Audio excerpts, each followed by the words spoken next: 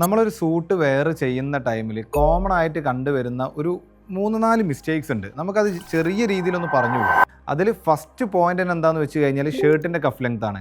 നമ്മളെ blazer ലെങ്ത്തിനേക്കാളും 1/2 inch കൂടുതൽ cough length വേണം. മുമ്പത്തെ വീഡിയോയിൽ പറഞ്ഞിട്ടുണ്ട്. അതേപോലെ ചില ആളുകൾ വാച്ച് വെയർ ചെയ്യുന്ന ടൈമിൽ ഈ കഫ് കാണാറില്ല. സോ നമ്മൾ സൂട്ട് കൺസ്ട്രക്റ്റ് ചെയ്യുന്ന സമയത്ത് ഈ കഫ് ലെങ്ത് വാച്ച് വെയർ ചെയ്യുമ്പോഴും നമ്മൾ ഈ ഒരു പൊസിഷനിൽ നിൽക്കുമ്പോൾ വിസിബിൾ ആവണം.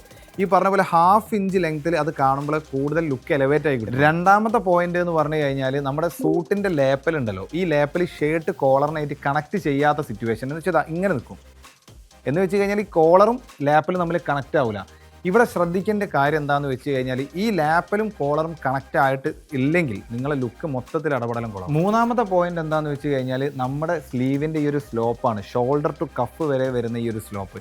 ഇത് ചില സൂട്ട് നമ്മളിങ്ങനെ ഹാൻഡ്സ് ഡൗൺ ആക്കി നിൽക്കുമ്പോൾ തന്നെ, ഇപ്പം ഞാനിങ്ങനെ കൈ ബെൻഡാക്കുമ്പോൾ ഇവിടെ ഒരു കുഴി കണ്ടില്ലേ, ഈ കുഴി നമ്മൾ ഹാൻഡ്സ് ഡൗൺ ആയി നിൽക്കുമ്പോൾ വരും.